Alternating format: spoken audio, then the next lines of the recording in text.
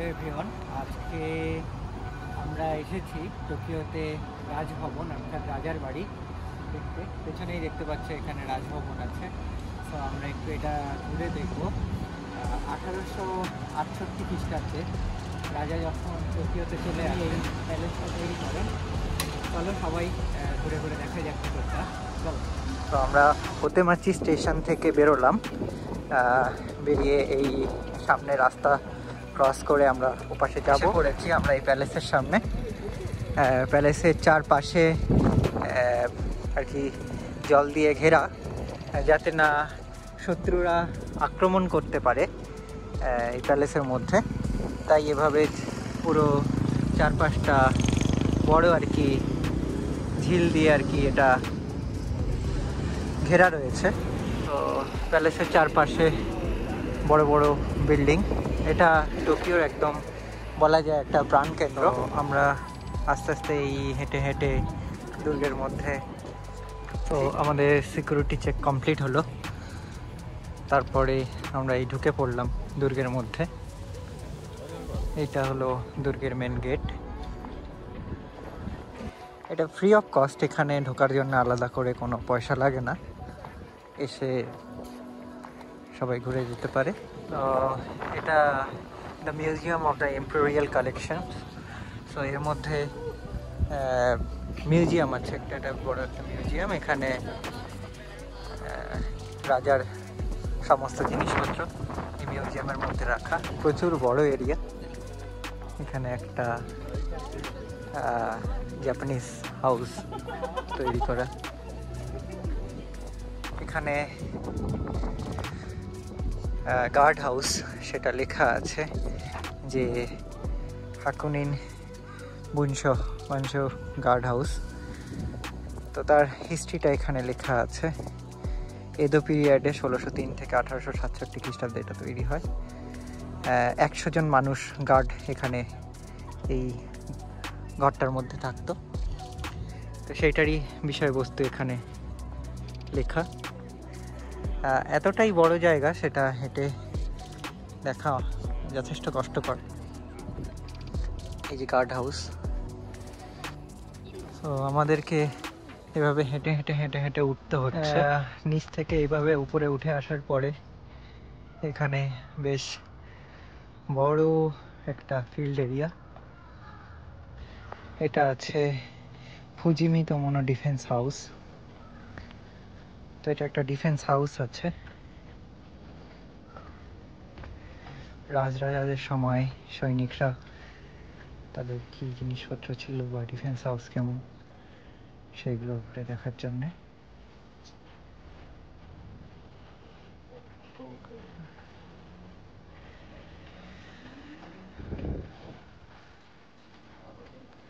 এর মধ্যে সেই হিস্ট্রিগুলো বিভিন্নভাবে তুলে ধরা আছে।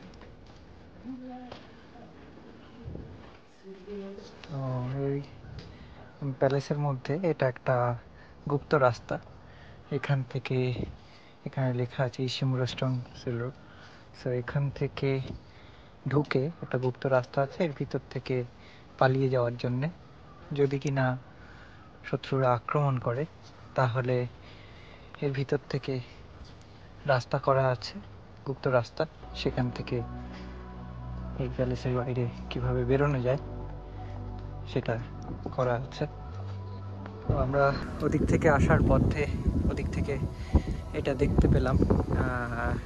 এটা হচ্ছে ক্যাসেলের মধ্যে সব থেকে উঁচুতে। এটা একটা টাওয়ার আছে। অ্যাকচুয়ালি এই টাওয়ারের ওপর থেকেই শত্রুদের দেখা চলত, বা টোকিওর এটা সব থেকে উঁচু জায়গা ছিল।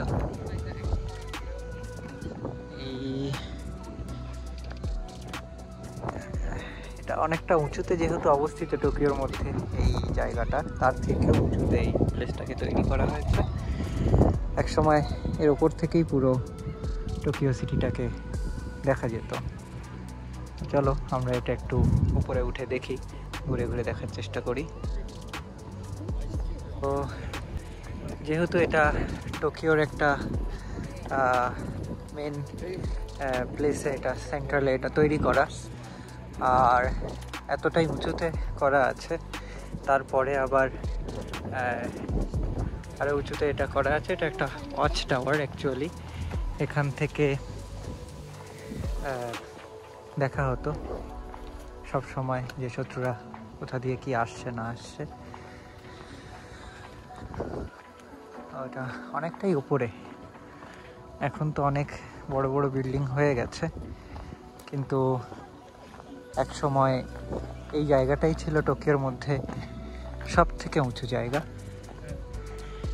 পুরো টোকিওটাকেই এইখান থেকে ভালো করে দেখা যেত। এখন যেহেতু বড় বড় বিল্ডিং চতুর্দিকে, তাই আর এই জায়গাটাকে মনে হচ্ছে অনেকটাই নিচে, কিন্তু তা নয়। এই জায়গাটা টোকিওর মধ্যে সব থেকে উঁচু জায়গা ছিল। তো আমাদের এই ওয়াচ টাওয়ারটা ঘুরে দেখা হয়ে গেল। এরপরে আস্তে আস্তে আমরা এখান থেকে নেমে যাচ্ছি।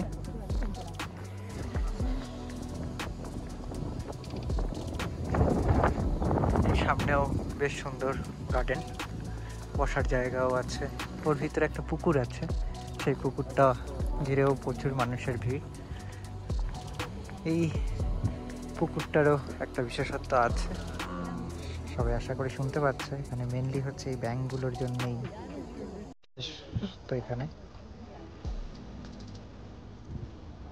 এভাবে তো জাপানে কোথাও ব্যাঙ দেখা যায় না কোনো হচ্ছে। তো এইখানে এই যে ব্যাঙগুলো আছে, এইগুলোই দেখার জন্য এখানে মানুষজন ভিড় জমিয়েছে।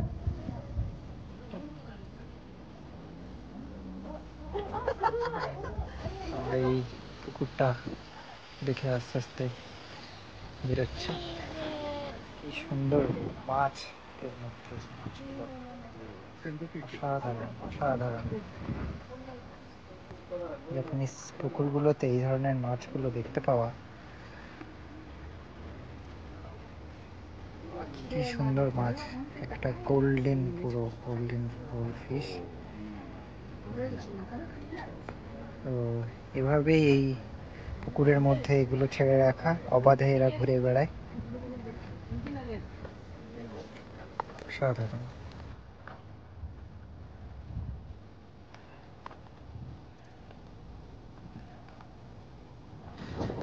আমরা ওখান থেকে শুরু করেছিলাম, ওপাশ থেকে আমরা ওদিকে চলে গেছিলাম ক্যাসেল এরিয়াটা ঘুরে দেখার জন্যে।